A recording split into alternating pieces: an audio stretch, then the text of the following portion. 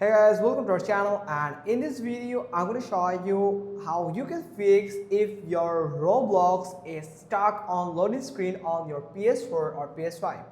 So first you simply need to open your Roblox on your PC or on your Android device or the iOS device.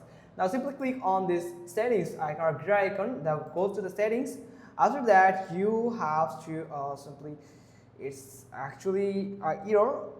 So it was a version error that I have to log in it again. Now you have to go to the security where you can find where you are logged in. Now from here you can find all of your session in different types of device like your Android device or iOS device or PS4 or PS5.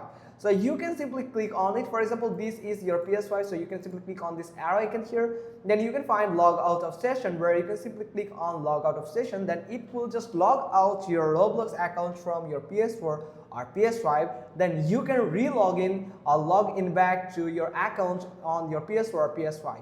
So this can actually help you to solve this issue. Or if you can find your PS4 or PS5, then you can simply click on logout of all other sessions. Then it will also log out from your PS4 or PS5 if you tried to log in to your Roblox. Or otherwise, you can check your Wi-Fi or Ethernet connection with your PS4 if it's stable.